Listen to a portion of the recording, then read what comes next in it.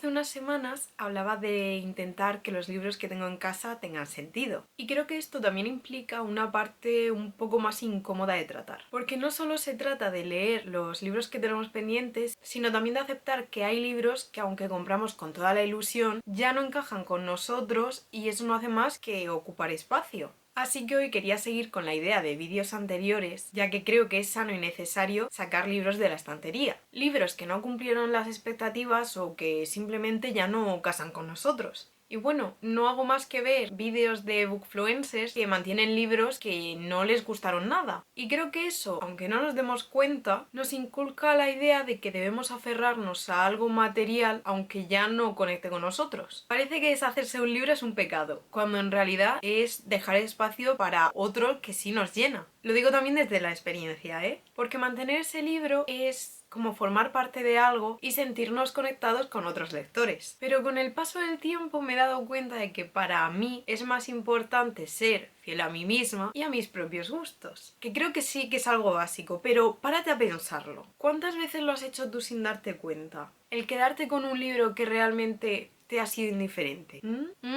Bueno, pues con esta filosofía en mente, yo hoy quería enseñaros y hablaros de algunos libros de los que me he ido deshaciendo a lo largo del tiempo. Y sobre todo el porqué. Y bueno, ya voy avisando que esto no se trata de este libro es bueno o es malo y ya está. No, sino más bien se trata de un este no es para mí y sus porqués. Y bueno, empiezo por uno bastante reciente dentro de lo que cabe, que es Powerless. De esta serie me leí el primero, la historia corta que hay entre el primero y el segundo. Llegué a comprar el tercero pero nunca lo leí. Y no es un libro que me pareciera malo ni mucho menos, pero como ya he comentado en otras ocasiones, es que no me aportaba nada nuevo. Sentía que ya estaba reconociendo demasiadas cosas de otras historias que ya había leído y entonces al final no me despertaba nada. Y para mí eso es peor a que algo sea completamente malo. El hecho de que me deje totalmente indiferente. ¿Os acordáis de lo que dije en el vídeo del negocio de la lectura? El que todos los personajes protagonistas me parecen siempre los mismos. Pues adivinad cómo son estos dos. Efectivamente, chica fuerte e independiente que tiene que sobrevivir, a la que le molesta el protagonista masculino, pero luego, claro, y el chico, con los mismos rasgos de siempre, bien guapo y ese físico envidiable que ya hemos comentado en otras ocasiones. Sorprendentemente, este también es arrogante. Y bueno, no tiene un reino, pero tiene oportunidades porque es el príncipe de uno. Y claro, ya no es que no me sorprenda, es que estoy reconociendo siempre los mismos patrones constantemente. Eso sí, el relato corto fue una tomadura de pelo bueno.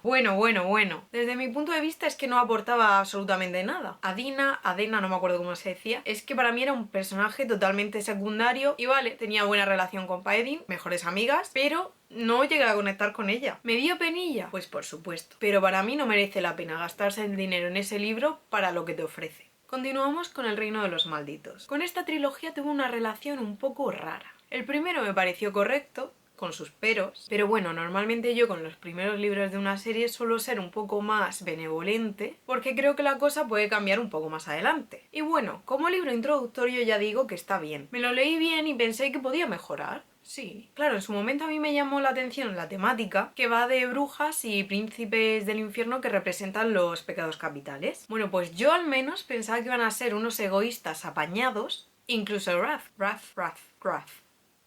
que es el protagonista masculino. Pero es que no noté nada, ni que fuese especialmente irascible o belicoso. Y ya desde el primer momento como que protegía mucho a Emilia por la cara. Y se supone que nos cuentan que las brujas y los demonios no se llevan especialmente bien. Y bueno, es verdad que esto luego tiene un poco más de sentido, ya más adelante, pero a mí no me convenció mucho, Y a medida que iba avanzando la historia, yo sentía que se iba complicando mucho, pero sin terminar de construir nada sólido. Había muchas tramas, muchos elementos, pero poca sensación de resolución, ¿me entiendes? Y ya llegó un punto en el que no sabía si me había perdido algo o si simplemente no tenía sentido lo que me estaban contando. Y vamos a continuar con las sagas que me decepcionaron. Que bueno, vale, estas también me decepcionaron, ¿no? Pero las siguientes de una forma muy cochina. De esto que sientes que conforme estás leyendo te va creciendo la nariz de payaso. Pues es una pedazo de tomadura de pelo ya de un grado alto. Y esta va a doler a muchos, pero es de Sangre y Cenizas. El primero me entretuvo. La premisa de que Poppy tenía un papel importante para su comunidad como la dama elegida, pues era llamativo. Su papel era plenamente de sumisión, pero ella, pese a lo que le han inculcado desde siempre, decidió por sí misma y eligió su camino. Eso sí lo compro, ¿vale?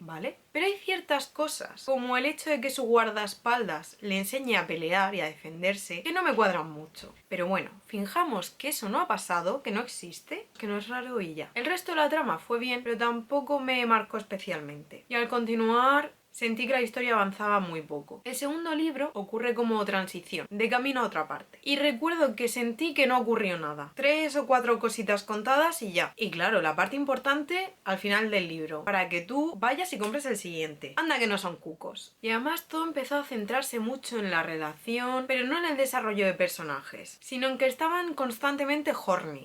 Se ponían a chuscar en los momentos más inverosímiles y claro, a mí tanto sexo así por la cara pues me cansó y dije hasta aquí. Es que apenas había desarrollo real del conflicto del libro y eso ya sinceramente es que me sacaba completamente de la historia. Al final sentí que todo giraba en torno a lo mismo una y otra vez y no me compensaba seguir, así que decidí dejarlo ahí. Bueno, el siguiente fue una flecha directamente a mi corazón y es Ciudad Media Luna. ¿Y por qué digo lo de la flecha? Pues porque este me dolió muchísimo, muchísimo. Porque a mí el primer libro es que me encantó. De verdad, que le di hasta 5 estrellas y a mí me cuesta mucho poner 5 estrellas. Para ponerte en situación, yo tengo una relación difícil con Sarah J. Maas. Siento que ella empieza con una idea clara y luego la historia se va desviando hasta convertirse en otra cosa completamente distinta. Y creo que en esta serie concretamente es donde más claro lo he visto por su parte. La primera vez que lo leí me gustó, aunque tenía bastante relleno y alguna que otra cosilla que me hizo sentir bastante engañada. Que es que me vendieron que Danica y su grupo iba a tener mucho peso, pero desaparecieron muy pronto y luego se usan más como recuerdo que como parte activa de la historia. Para mí los usaron como un truco barato de marketing para una amistad con la que no me dio tiempo a conectar. Vale que ellos son el detonante de lo que pasa en el libro y son muy importantes para Bryce, pero es que su aparición tiene lugar entre las primeras 70-100 páginas de la historia y a partir de ahí ya nada. En la relectura del primer libro, como yo ya lo sabía, lo disfruté muchísimo más. Pero es que al continuar la saga ya todo empezó a desmoronarse. Tramas sin sentido, relleno excesivo. Y lo peor es que los personajes dejaban de parecer ellos mismos. Y esto ya me perdió del todo. Porque puedo dejar pasar muchas cosas. Pero si los personajes cambian sin sentido... se rompe todo. Y esto me duele porque ya digo que el primer libro de esta saga para mí es mi favorito de todos los que ella ha escrito. Y ya habiendo sacado la artillería pesada, voy a relajarme un poco y continuar con los libros que ya no encajan conmigo. Y aquí ya no es tanto que estén mal, sino que soy yo la que ya no estoy ahí. Intenté releer Fangirl hace unos años y me di cuenta de que no me gustaba. La protagonista era una niñata que se creía moralmente superior a los demás por hacer o por ser de X manera que ella consideraba que sí suponía ser una verdadera fan y que los demás no. Recuerdo que decía algo como que estuvo un mes comiendo solamente barritas de proteína porque no sabía dónde estaba el comedor de la universidad y no quería preguntarle a otra persona. Delirante, sinceramente. Y fue como, vale, esto en su momento sí, que no sé ni cómo, pero ahora ya no. Y me pasó algo parecido con libros como Divergente o La Quinta Ola, los de John Green, que no los iba a releer y decidí dejar el espacio para que lo ocuparan otras cosas. Y ahora pasemos a decepciones puntuales, que sí son más recientes. Tenemos La Luna del Cazador. Iba con las expectativas altas porque ya había leído cosas de estos autores y creí que me iba a gustar. La trilogía de la Segunda Revolución es que me flipó. Que es juvenil, pero tenías que verme a mí con mis 20 años fangirleando como si tuviese 15. Y bueno, yo quiero probar con otras historias de ellos porque Costa Alcalá es un dúo de escritores nacionales. One moment, please. Quiero probar con otras historias de ellos, que creo que tienen uno que se llama Tejesombras o algo así, que tenía muy buena pinta. Bueno, que me enrollo. La cosa es que aquí sentí que la historia no terminaba de tener coherencia. La sinopsis me llevaba a una cosa y el desarrollo era otra completamente distinta. Y al final me dejó tristemente decepcionada.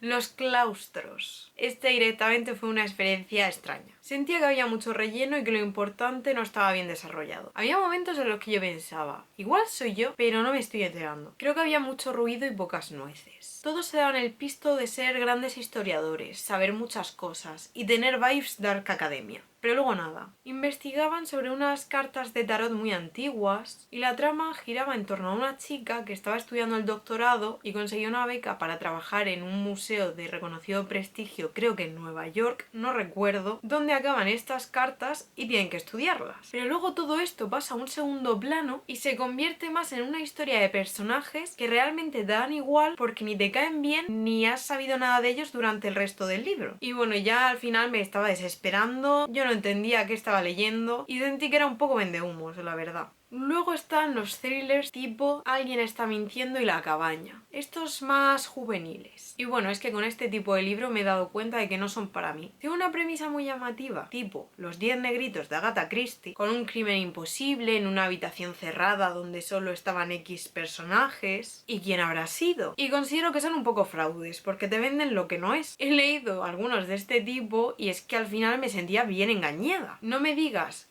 quién de ellos será y luego te saques de la manga que era un tío bien random que estaba fuera y que lo hizo con un jarabe de cacahuete metiéndoselo en la bebida. O sea, esto no ocurre así, ¿vale? Pero es un poco la lógica que siguen este tipo de libros. Y bueno, además que algunos de los conflictos que tratan pues ya no me interesan. Que vale que son juveniles y tienen drama adolescente, pero es que al final me cuesta tomármelos en serio. Y no tenía pensado hablar de este último libro, pero como ya he hablado de él en las primeras lecturas del año, creo que durante este tiempo he reflexionado bastante sobre él y creo que sería adecuado sacarlo ahora. Y es Quicksilver. Ya comenté que no me dijo mucho, que seguía las mismas tramas de otras historias, que no tenía del todo sentido, que había cosas mal explicadas y creo que no tiene pinta de que yo me lea el siguiente, o si lo hago lo haré en digital, pero teniendo en cuenta que creo que van a ser bastantes libros y en físico no los voy a tener todos, entonces tampoco me merece la pena tener solo uno, creo que me voy a deshacer de él. Así que ese huequito se quedará para otra cosa. Y bueno, ya para ir concluyendo el vídeo, me gustaría saber si a vosotros también os pasa esto, si hay libros que en su momento también os encantaron que ahora ya no os representan, o si tenéis alguno en la estantería que sabéis que no vais a releer, pero ahí sigue. En fin, muchas gracias por acompañarme nuevamente y nos vemos en el próximo. ¡Chao!